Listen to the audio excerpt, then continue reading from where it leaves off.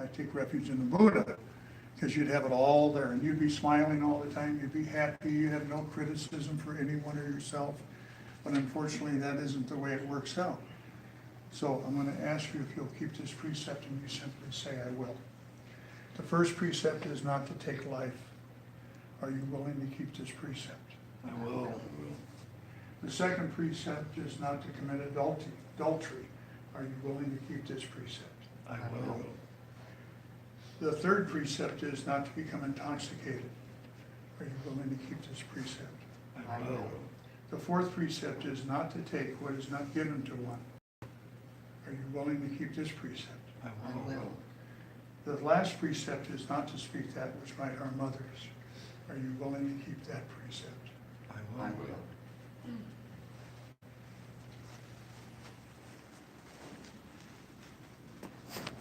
In the Buddha's time,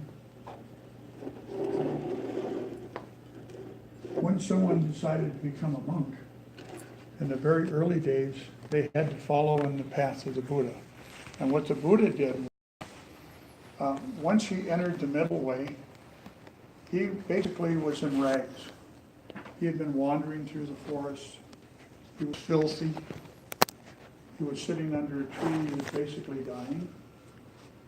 The little girl Sujata said, oh, the ascetic Gautama was dying.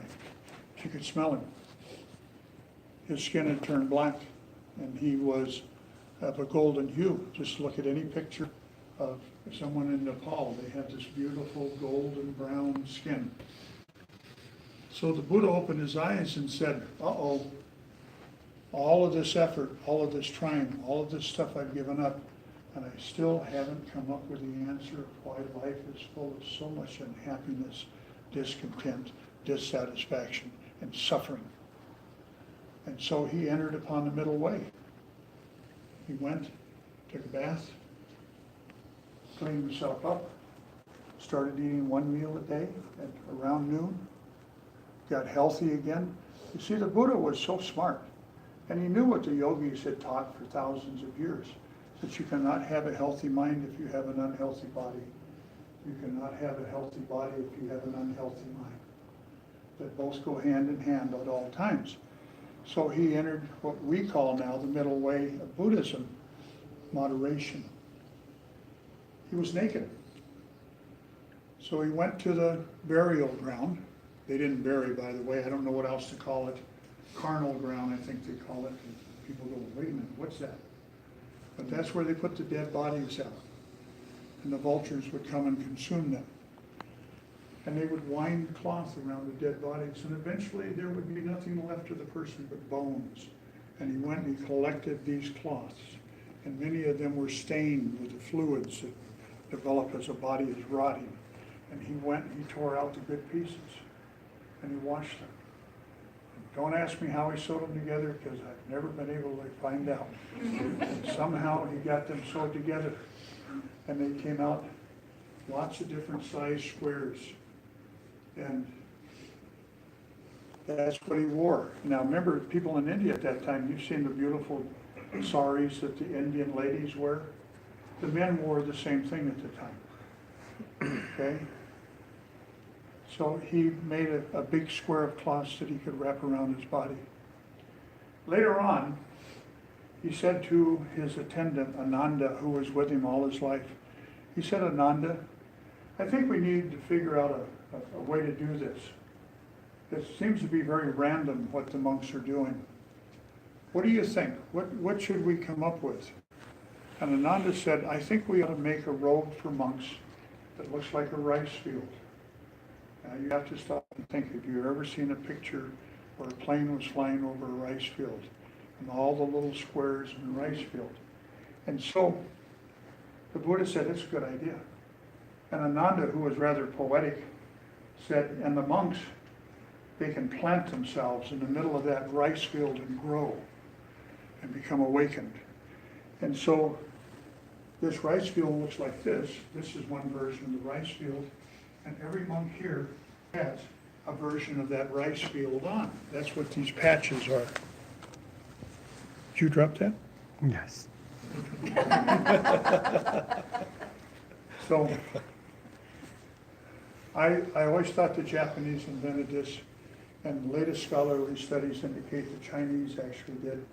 In 834, there was a purge of China, and they burned down all the temples because the emperor was unhappy. He couldn't collect taxes, and he needed people in his army.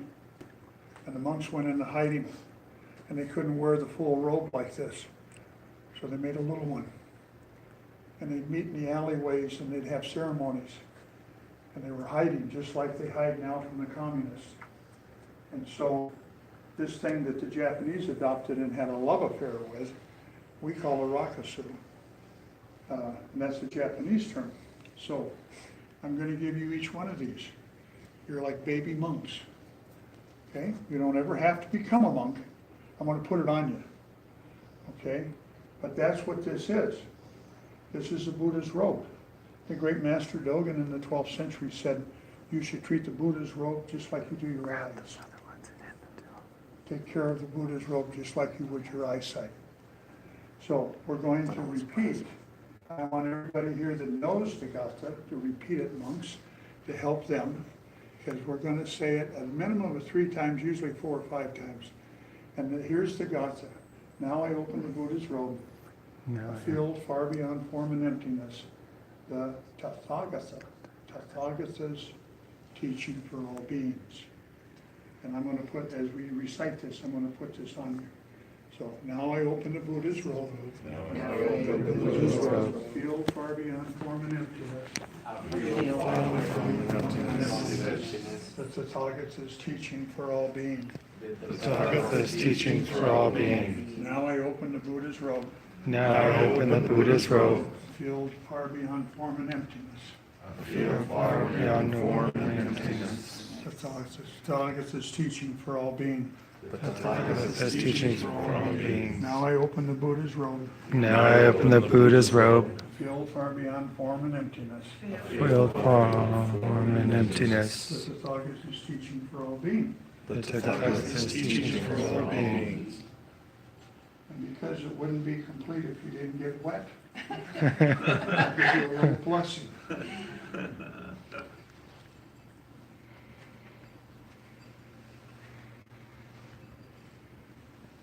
Okay, and just so you know, because people ask, Americans are so cynical. So why do you use water? Well, everybody uses water because water is pure. Don't have to do anything to it. Just go out to a stream and collect it. And we use either a flower, which we don't have today, or we use a piece of pine because it always is alive. It never dies in the winter. It lives throughout the year. We're really big on symbols in Buddhism. Okay, do one more bow for me.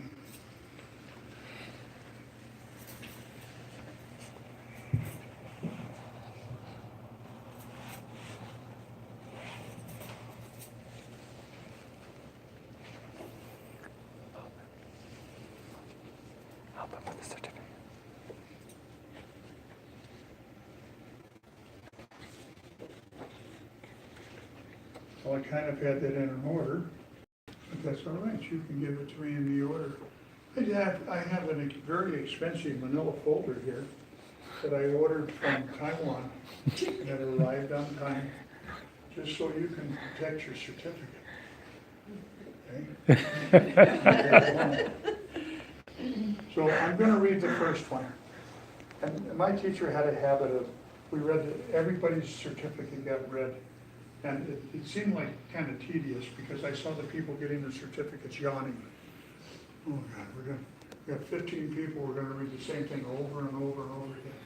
So I'll read the first one. Then I'll tell you what your names mean. On behalf of the Lord Buddha, the Dharma, and the Sangha, I hereby certify that on this day, October 14, 2018, at the Desert Zen Center, Chua, Thien, in Lucerne Valley, California, I have given ordination to Richard Dawkins. Date of birth, June 2nd, 1941. Upasaka, with the religious name Dharma Muktika. The above mentioned person has expressed the vow, I take refuge in the Buddha, I take refuge in the Dharma, and I take refuge in the Sangha.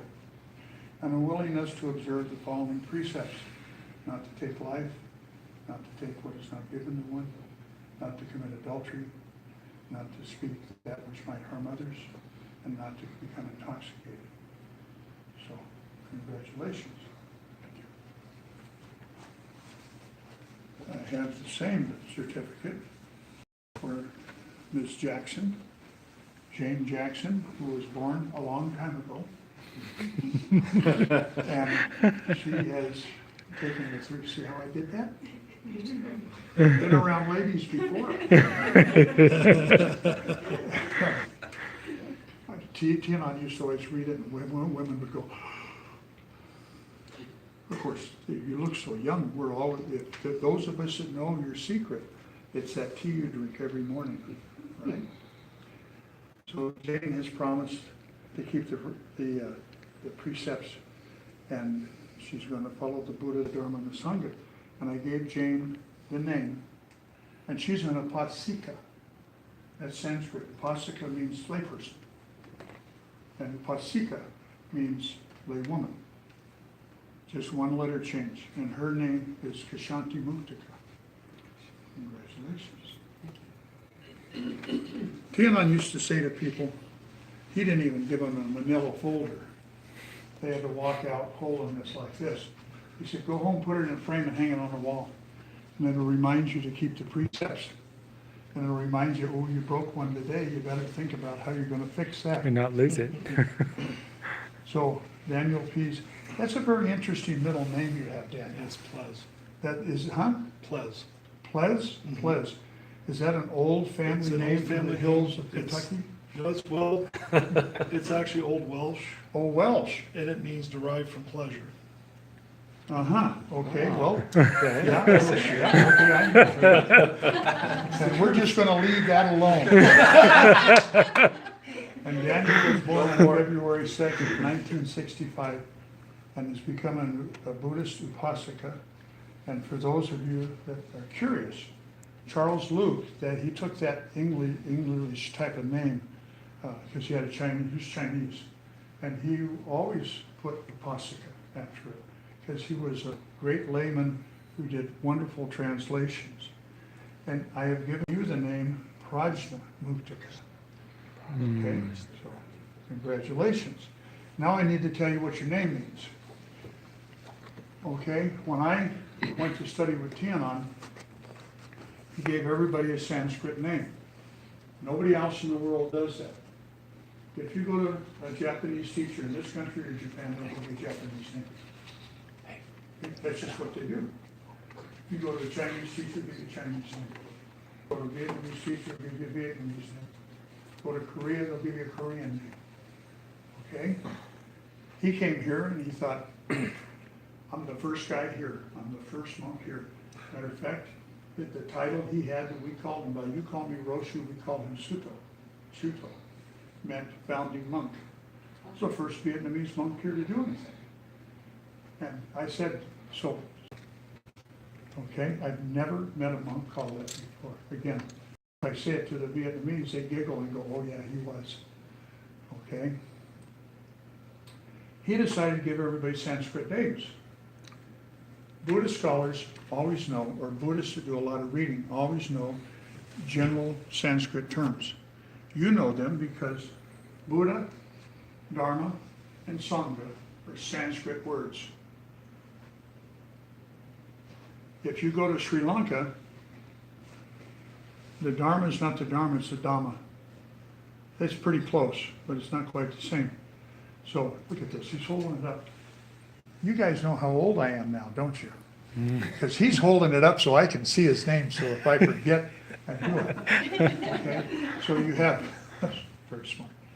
You're all very smart. Muktika is potential. Thien gave me a name that I never used, because he told me, you don't have to use your name. He called me by my Japanese name when I went to study with him, which was Kozan, which means light in the mountain. Kind of predicted, didn't it? Yeah. But he gave me the name Muktika Dharma. Muktika is a great potential. Dharma, of course, is the teachings of the Buddha. So I had great potential in the realm of the teachings of the Buddha. That's a pretty hot name. pretty powerful name. But I didn't use it. Later on, he gave me a Vietnamese name that almost, but didn't quite mean the same thing. My name means skillful in teaching. Did he hit it on the nail, or Yeah. was he close? Yeah. You know, and everybody said, "Oh, what a great name you got." Okay, these are Zen names. They don't mean that, it didn't mean that I was skillful in teaching. It meant that I had the potential to be skillful. It meant that if I worked hard, I could grow into my name. And that's what your names mean. So Prajna is wisdom. If you think you're wise, you're not. If you don't think you're wise, you may be. So you have great potential for wisdom. That's what I see in you. You have other potentials too, like that crazy pleasure thing you kept doing. Jane's name is Kshanti. She's Dr. Jane. I think everybody here knows now that she's a psychologist. She helps people not go crazy, and she helps people that are crazy not be more crazy than they are or something. I'm taking great liberty here. I'm probably crossing lines that I never should have gotten near with her. But the thing is, she's a very kind and caring person. Kshanti is patience. She's already got it, except, I'm going to tell you a secret I know about Jane. She has patience with everybody but herself. Right? Yeah. So I decided to give her a name to grow into. Because what we're going to work on this year is having patience with ourselves. She's making faces at me, you can't see it. Well, you think so, buddy, but we'll see how I do with that. And Richard, who has been around the Dharma for a long time, he went away for quite a while. Then he came back later on. He showed up here the first time. He's from Las Vegas. I got to tell you how many people have called me from long ways away, said, "Oh, I want to come and sit meditation with you. Oh, it's going to be wonderful. Oh, I'm going to be one of you. I saw your talk on YouTube. Oh, I'm going to be a great supporter of you." Oh, never saw any of them. Never saw any of these people. I have a basic rule: if they talk too much, they'll never come around again. If they come here and they go, "Oh, this is one, oh my God, this is so wonderful, this is so beautiful, oh, this is the greatest thing in the world." I've only ever had one person say that. That was Jackie Renda. She came, the second time she came here, and she said, stood up and told everybody, "This is my teacher." I thought, oh my God, this is the last time I'll ever see this woman. And she's teaching physical therapy in Las Vegas right now, full-time tenured position, and she had to go to that job. That's what she wanted to do. But if she was still in Barstow, we'd see her once in a while. So this man calls me up and goes, blah, blah, blah. And I go, okay, well, if I come on Thursday night, is there someplace I can stay? He's older than me. This is hard to believe, but he's actually older than me. And, you know, us old people, we don't like to drive a lot at night. I mean, sometimes that's a real challenge. And I thought, okay. And I thought, well, I'll never see this guy. Las Vegas, he's going to drive here on Thursday, do Thursday meditation. He shows up. He's got this set of cushions. Look at this. This is like advanced master, Zazen meditation stuff here. He's got all this stuff, and he's here. So I give him a name which, once again, is potential. But he's got my name turned around. He's got Dharma Muktika, which means exactly the same thing. Enormous potential in the Dharma. And he's decided at this time in his life to go ahead and realize that. He started a long time ago. Now he's back to finish that journey, right? Yes. Yeah. So you all got good names today. Go ahead and have a seat. You can sit right there. We need to light the incense. I'll give a short